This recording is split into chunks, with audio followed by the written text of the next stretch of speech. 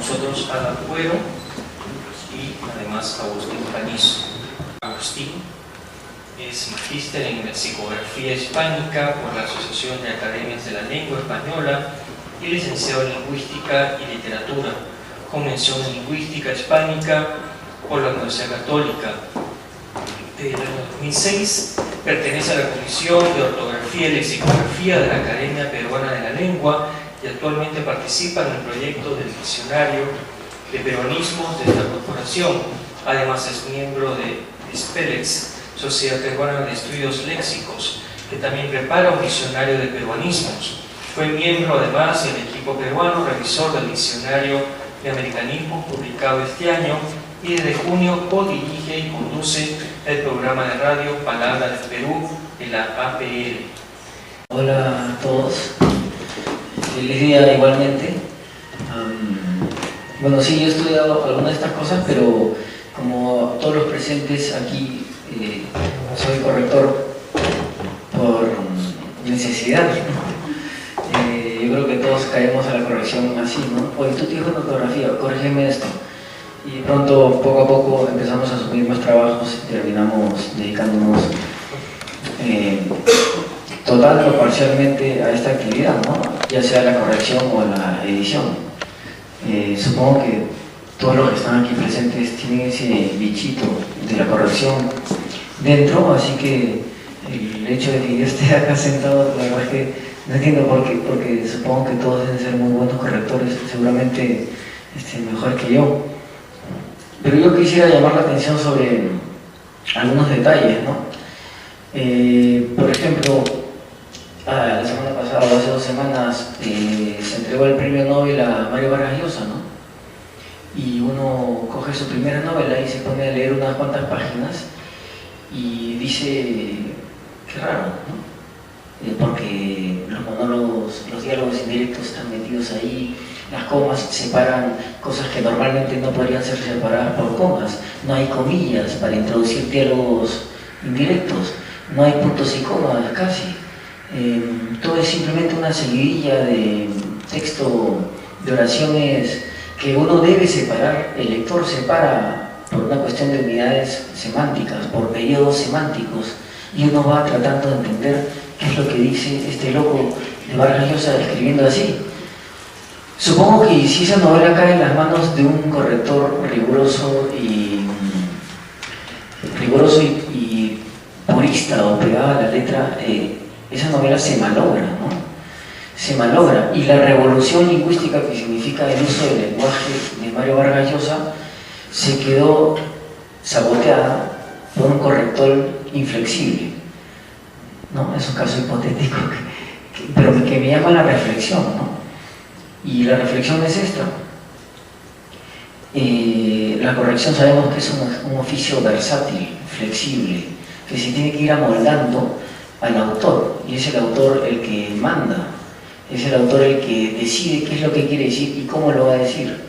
Ahora, si ese autor es un ingeniero de minas y está hablando de cómo se tiene que hacer el túnel para que no se queden atrapados los mineros, pues un corrector pues será de mucha utilidad, porque se da cuenta de que oraciones simplemente no dicen nada claro y el riesgo es que fallen las operaciones. Entonces el corrector ahí es una persona que, más que hacer simplemente la corrección formal del enunciado del texto, lo que hace es una especie de arqueología mental.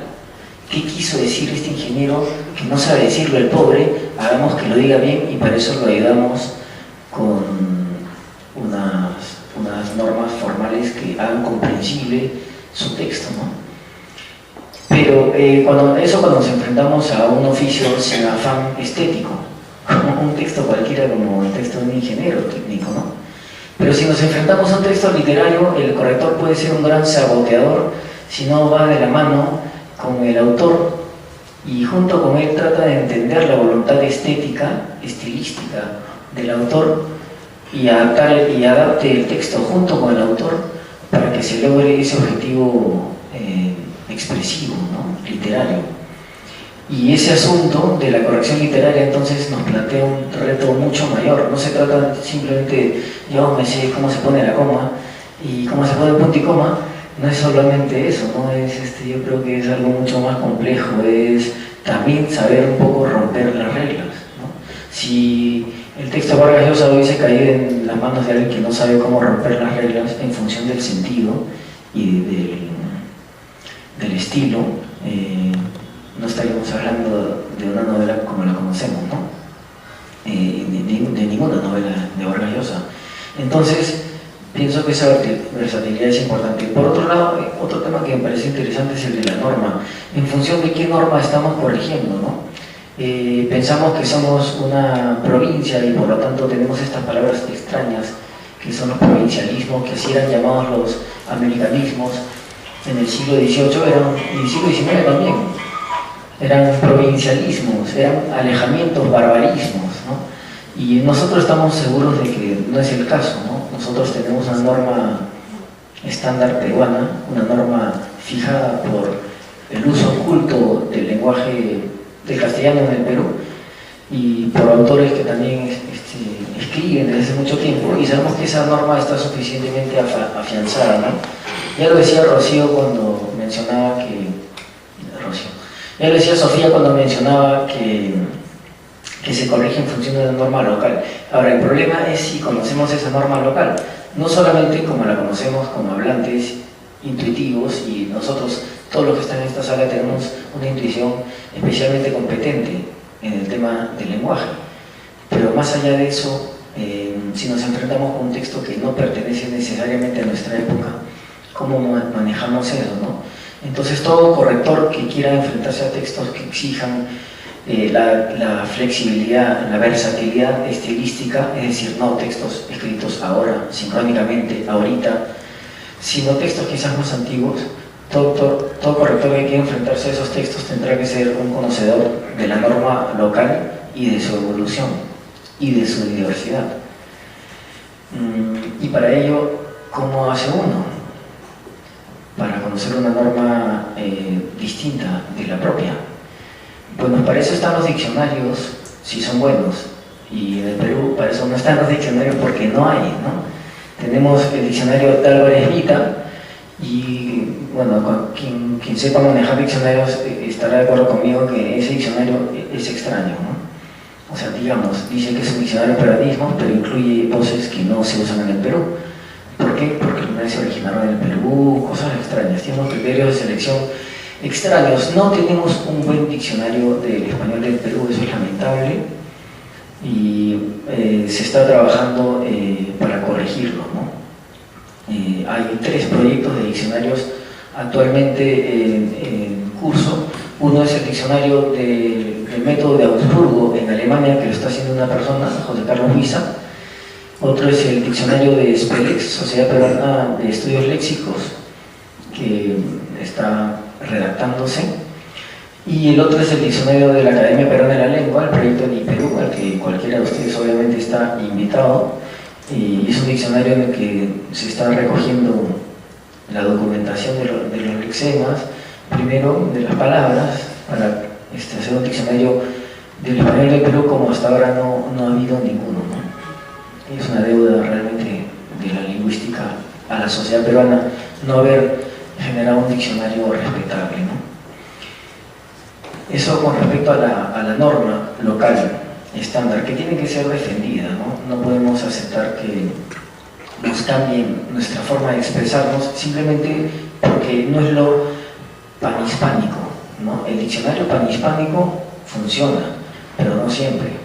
El diccionario de la Academia de la Lengua funciona, pero nunca se adapta ahí a nuestra realidad cuando se trata de términos locales.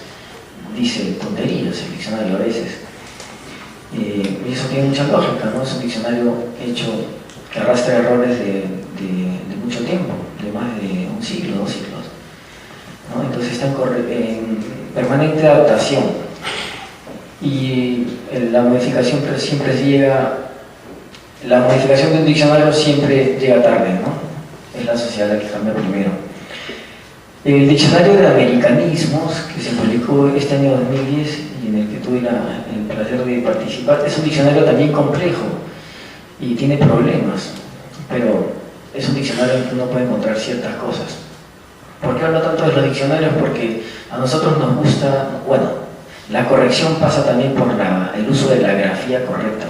¿Cómo se escribe ceviche, no? Y tantas otras palabras. Entonces, ¿cuál es la grafía? ¿Cuál es la grafía correcta? Y bueno, ahí hay muchos factores. Cuando el asunto no está normado, pues es la frecuencia de uso en la que se impone, ¿no? Eso no quiere decir que ahora tengamos que escribir los aumentativos con S porque todos los jóvenes lo hacen así. O quizás sí tengan que decir eso. El tiempo lo dirá. Otra cosa que quería decir es la corrección de estilo no es una, y disculpen si discrepo o puede discrepar con alguien en esto, pero yo pienso que, por ejemplo, estamos transcribiendo el discurso de Toledo que tiene 20 errores de concordancia. ¿Qué hacemos? ¿Hacemos a Toledo hablar correctamente en nuestro sentido de la corrección, que es el loísta y con el uso correcto de las concordancias de pronombre, ¿no? Que no diga, por ejemplo, esa canción lo vamos a cantar? ¿Tenemos que corregirlo o dejamos el error y ponemos un sic y decimos él se equivocó, yo no? O lo dejamos así porque justamente la fidelidad del texto queremos transmitir que esta persona habla así y estamos respetando eso. En los textos literarios, por ejemplo, habla un niño con errores según la forma de ver en el estándar, y esos errores pueden dejarse o no en función del estilo. Entonces un texto manda incluso en aquello que pueda parecernos incorrecto. Me parece que eso también es un punto. Ustedes conocían las caricaturas de la araña, ¿no?, que salía en la revista así, que decía Juan Acevedo, y había un personaje que era Robin, escrito con B chica o V, como quieran llamarlo, y este personaje siempre sus textos estaban con errores ortográficos de todo tipo, ¿no? El jefe era con G, etc. Y eso era parte de la gracia, ¿no? Entonces eso también nos habla de la versatilidad. Y por último quería mencionar algo. ¿Cuánto cobra un corrector? Y esa pregunta a todos es un dilema permanente, ¿no? Uno tiene sus tarifas, pero de pronto viene ese texto que te provoca corregir porque el tema te gusta, y ahí sí estás dispuesto a tirarte solo con una tarifa que no es la de siempre. O ponen tu tarifa y te dicen, pero tal persona me cobra menos, y tú no tienes nada, no tienes cómo defender.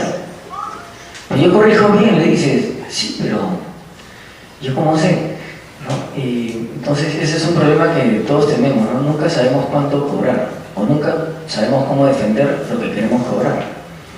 Y por último te dicen, pero si él corrige más rápido que tú, ¿no? Y ese también es otro problema. El corrector más rápido no es necesariamente el eficiente. Yo creo que si uno es un buen corrector, entonces le pondrá tanto cuidado al texto que se demorará un mes en un texto pequeño. Por ejemplo, una novela, que uno sabe que no puede imponerle decisiones de forma a un autor, y si eso compromete su estilo, su voluntad de estilo, ¿no? Entonces me parece que esa es otra pelea, pero no me voy a poner a hablar